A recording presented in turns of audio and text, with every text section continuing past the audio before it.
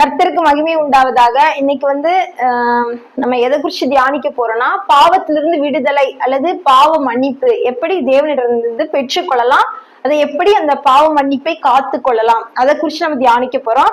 முதலாவது நம்ம தன்னை தாழ்த்தி நம்ம ஜெபிக்கணும். தேவ சமூகத்துல போய் நம்மளுடைய நிலவரம் என்ன, நான் இந்த மாதிரி சூழ்நிலையில இந்த மாதிரி ஒரு பாவ வலையில நான் அகப்பட்டிருக்கேன், இதுல இருந்து விடுதலை பெறணும்னு தன்னை தாழ்த்தி தேவ சமூகத்துல போய் ஜெபிக்கணும்.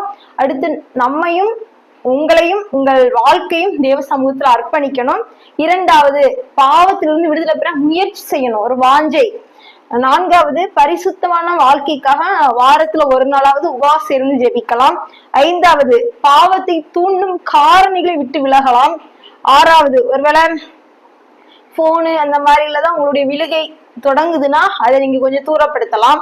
ஆறாவது, தேவ சமூகத்தை அதிகமா நாடலாம், பைபிள் வாசிக்கலாம், நீங்க ஒரு ஜெபம் பண்ணலாம், அதிகமா நீங்க அதுல ஈடுபடலாம் தேவ வசனம் ஜெபத்துல. ஏழாவது, குற்ற உணர்வு பிசாசு கொண்டு வரும், அப்பொழுது விசுவாச அறிக்கை செய்யணும். ஆண்டவர் என் பாவத்தை சமுத்திரத்தின் ஆழத்துல போட்டாரு, இனி எனக்கு அதுக்கும் சம்மந்தம் இல்ல, மேற்குக்கும் கிழக்கும் எவ்வளவு தூரமோ அவ்வளவு தூரமா விலக்கி விட்டார் அப்படின்னு நீங்க விசுவாச அறிக்கை பண்ணலாம். எட்டாவது, இருள் அல்லது பாவம் நம்மளை தொடர்ந்து தாக்கும் பொழுது அல்லது அதுக்குள்ளாகும் பொழுது நம்ம வெளிச்சத்தை நோக்கி ஓட வேண்டும். வெளிச்சம்னா தேவ சமூகம், தேவ ஆலயம், அந்த மாதிரி இடங்களுக்கு நீங்க போய் ஜெபம் பண்ணலாம். அல்லது உங்களுக்கு ஆவிக்குரிய நண்பர்கள் இருந்தா நீங்க ஷேர் பண்ணி அதுல இருந்து எப்படி விடுதலை பெறலாம் அப்படின்னு ஆலோசனை கேட்கலாம். ஒன்பதாவது, நீங்க விசுவாசம் தைரியமா இருக்கணும், எதுவும் என்ன மேற்கொள்ள முடியாது அப்படின்னு. 11வது, பாவத்தை குறித்து பயம் வரும்பொழுது நீங்க வசனத்தை எடுத்து வாசிக்கலாம். என் ஜனங்கள் ஒருபோதும் வெட்கப்படுவது இல்லை, ஆண்டவர் அறிந்த பிள்ளைகள் ஒருபொழுதும் வெட்கப்படுவதில்லை. அடுத்து கடைசியாக நம்ம எப்படி பாவத்துல இருந்து படிப்படியா விடுதலை பெறலாம், அப்புறம் பூரண விடுதலை பெறலாம்னா, நீங்க உங்களுக்குன்னு ஒரு டைம் ஷெட்யூல் பண்ணி வச்சுக்கோங்க.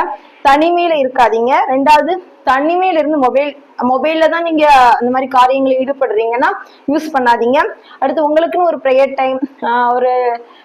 Time, Bible reading time allocate பண்ணி வச்சுக்கோங்க. கரெக்டா அந்த டைம்ல பண்ணுங்க. அடுத்து தேவனுடைய காரியங்களுக்கு அதிகமான ஒரு இம்பார்ட்டன்ஸ் கொடுங்க. வேத வாசிப்புலையும் ஜெபத்திலையும் ஆலயத்துக்கு செல்வதிலையும் உபவாசம் இருக்கிறதுல அதிகமான டைம் ஸ்பெண்ட் பண்ணுங்க. உங்களுக்கு வீண் சிந்தனைகள்லாம் வரும்பொழுது வேதாகமத்தை எடுத்து வாசிங்க. ஏன்னா வேதத்தை வாசிக்க வாசிக்க அது நம்மை கழுவும், சுத்திகரிக்கும், பரிசுத்தமாக்கும். பாவத்தை தூண்டுற இடங்கள், மனிதர்களை விட்டு நீங்க விலகிருங்க.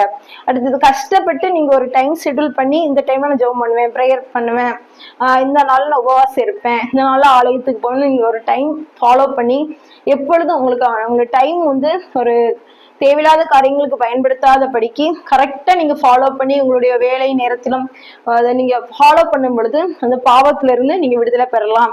ஒரு 1 மந்த் நீங்க கஷ்டப்பட்டு ஃபாலோ பண்ணிட்டீங்கன்னா அது அப்படியே கொஞ்சம் கொஞ்சமா வேதம் வாசிக்க வாசிக்க வாசிக்க அந்த பாவத்துல இருந்து முழுமையான விடுதலை பெறலாம். அது உங்களை விட்டே ஓடிரும். அல்லது நீங்க பரிசுத்தாவின் அபிஷேகத்துக்காக ஜெபிக்கும் பொழுது ஆண்டவர் உடனே உங்களுக்கு பாவத்துல இருந்து எல்லா காரியங்கள்ல இருந்து விடுதலை கொடுப்பார்.